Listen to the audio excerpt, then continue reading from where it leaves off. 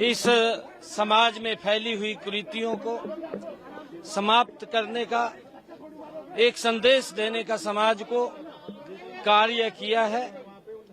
आज मेरा परम सौभाग्य है कि आज शपथ ग्रहण समारोह में जब देश के यशस्वी प्रधानमंत्री आदरणीय नरेंद्र मोदी जी यहाँ शपथ ग्रहण में आ रहे हैं। आज भगवान वाल्मीकि जी महाराज की जयंती है। मुझे अवसर मिला है भगवान वाल्मीकि जी के चरणों में शीश नवाने का और उन महापुरुषों से प्रेरणा लेकर के हमारा हरियाणा प्रदेश आगे बढ़े। आज मैं सभी प्रदेशवासियों को, देशवासियों को भगवान वाल्मीकि जी महाराज की जयंती की बहुत बहुत बधाई और शुभकामनाएं देता हूं।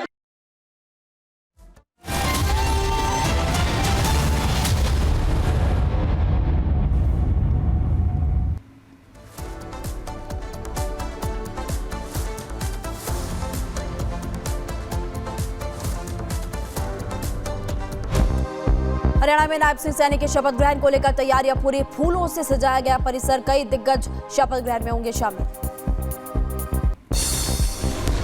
शपथ ग्रहण से पहले नायब सैनी ने वाल्मीकि के दर्शन किए, पूजा अर्चना कर आशीर्वाद लिया। आज करीब 1 बजे लेंगे सीएम पद की शपथ। आज भगवान वाल्मीकि जी महाराज की जयंती है।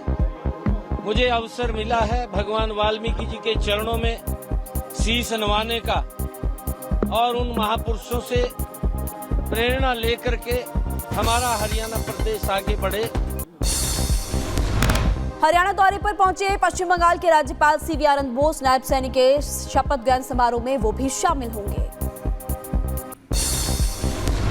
आज नायब सैनी लगातार दूसरी बार संभालेंगे हरियाणा की कमान। शपथ ग्रहण समारोह में शामिल होंगे कई दिग्गज नेता। पंचकुला में होने वाले शपथ ग्रहण समारोह में पीएम मोदी, गृह मंत्री अमित शाह शामिल और एनडीए और बीजेपी शासित राज्यों के मुख्यमंत्री भी पहुंचेंगे। शपथ ग्रहण में विपक्षी दलों के नेताओं को भी बुलाया गया। नायब सैनी के साथ 13-15 मंत्री भी शपथ ले सकते हैं। अनिल विज, कृष्ण बेदी, कृष्णलाल पवार, अरविंद शर्मा, महिपाल ढांडा, मूलचंद शर्मा, विपुल गोयल, राव नरबीर को मंत्री बनाए जाने की संभावना। नायब सैनी को लेकर बोले बीजेपी विधायक कृष्णलाल मिड्ढा। कहा सैनी 24,000 युवाओं को ज्वाइनिंग लेटर देने के बाद ही लेंगे शपथ। शपथ तब लूंगा जब 24,000 बच्चों को एम्प्लॉयमेंट जो लेटर है वो देने का काम करूंगा। और आज 24,000 बच्चों को उनका लेटर मिलेगा, ज्वाइनिंग लेटर मिलेगा। ये बड़ी सौभाग्य की बात है उन बच्चों के लिए भी। तो उसके बाद ही वो शपथ लेंगे। नायब सैनी के शपथ ग्रहण में शामिल होंगे छत्तीसगढ़ के मुख्यमंत्री विष्णुदेव साय। छत्तीसगढ़ के दोनों उप मुख्यमंत्री भी मौजूद रहेंगे।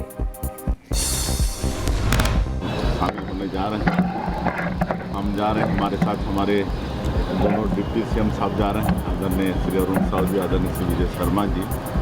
और शपथ ग्रहण के बाद माननीय प्रधानमंत्री जी के साथ बैठक की। और समारोह से पहले त्रिपुरा के सीएम माणिक साहा का भी बयान। बोले ये जीत पीएम मोदी के कारण संभव हो पाई है। इस जीत का दूसरे राज्यों पर भी असर पड़ेगा। नायब सिंह सैनी द्वारा आयोजित रात्रि भोज में पहुंची बीजेपी सांसद किरण चौधरी। कांग्रेस पर साधा निशाना। बोली कांग्रेस को लोगों ने सिरे से नकार दिया है क्योंकि उनके पास झूठ, लूट, भाई भतीजावाद और क्षेत्रवाद के अलावा कुछ भी नहीं है। हरियाणा में तीसरी बार सरकार बनने के बाद एनडीए की पहली बैठक दोपहर 3 से 7 बजे तक चंडीगढ़ में होगी मीटिंग। एनडीए के घटक दलों की आज चंडीगढ़ में बैठक। पीएम नरेंद्र मोदी करेंगे संबोधित। चंडीगढ़ के होटल ललित में बैठक होगी। महाराष्ट्र को लेकर दिल्ली में बीजेपी केंद्रीय चुनाव समिति की हुई मीटिंग और पीएम मोदी के नेतृत्व में करीब 2 घंटे तक चली बैठक। 110 उम्मीदवारों के नामों पर मंथन। अमित शाह, राजनाथ सिंह और महाराष्ट्र कोर ग्रुप के नेता भी रहे मौजूद।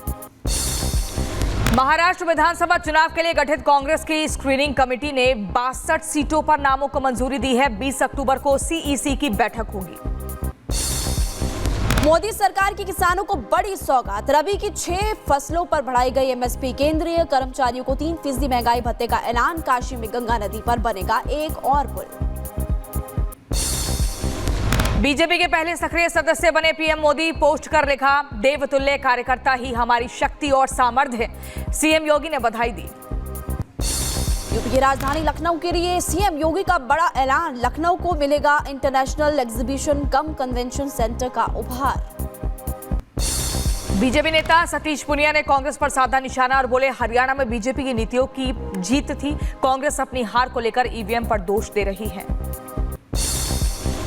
ये हास्यास्पद सी बात है कि कांग्रेस इस चुनाव की जीत को और अपनी हार को ईवीएम और ईवीएम की बैटरी को दोष दे रही है। लेकिन मुझे लगता है कि जो परिस्थितियां थी, और हम निश्चित रूप से आज एस्टेब्लिश पार्टी हैं, लेकिन उस हार को कांग्रेस बचा नहीं पा रही।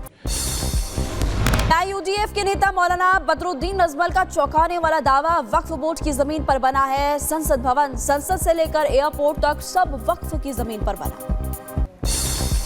वक्फ बोर्ड बिल को लेकर बोले सपा सांसद धर्मेंद्र यादव, वक्फ बोर्ड की संपत्तियों पर बीजेपी की निगाह, बिल का पुरजोर विरोध करेंगे। इस संपत्तियों पर बीजेपी के लोगों की निगाह है, रक्षा की संपत्तियों पर हुई, रेल की संपत्तियों पर हुई, अब वक्फ की संपत्तियों पर भी है। ये समाजवादी पार्टी इस बिल का पुरजोर विरोध करती है।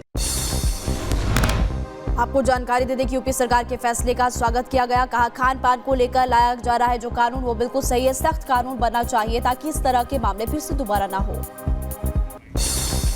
एक इस तरीके के कानून बने, क्योंकि जिस तरीके से खान पान को लेके पूरी तरीके से लोग उसके अंदर थूकते हैं और उसके अंदर गंदगी करते हैं, तो उसके ऊपर पूरी तरीके से रोक लगना चाहिए। लखनऊ में प्रियंका गांधी के खिलाफ बयान देने पर भड़के कांग्रेसी, योगी के मंत्री दिनेश प्रताप सिंह के आवास पर पोती कालिक। केंद्र सरकार का बड़ा फैसला, वीआईपी लोगों से हटाई जाएगी एनएसजी सुरक्षा। सूत्रों के हवाले से खबर, अब सीआरपीएफ जवानों के हवाले होगी वीआईपी सुरक्षा की कमान। राजनाथ सिंह, योगी आदित्यनाथ समेत 9 नेताओं की वीआईपी सुरक्षा से हटेंगे एनएसजी कमांडोज, सीआरपीएफ के जवान संभालेंगे कमान। उत्तराखंड में थूक जिहाद पर सख्त, सीएम धामी। उत्तराखंड पुलिस के बाद अब एफडीए ने भी कसा शिकंजा। दोषियों पर 25,000 रुपए से लेकर 1 लाख रुपए तक का जुर्माना लगेगा। भारत के कड़े तेवर के बाद बैकफुट पर कनाडा की सरकार। निज्जर मामले पर जस्टिन ट्रूडो का बड़ा कबूलनामा, कहा आरोप लगाने से पहले भारत को सबूत नहीं दिए। आतंकी गुरबंतवंत सिंह पन्नू का कबूलनामा, कहा कनाडा के पीएम जस्टिन ट्रूडो से सीधा संबंध, भारत के खिलाफ मैंने दी जानकारी, ट्रूडो ने मेरी जानकारी पर की कार्रवाई।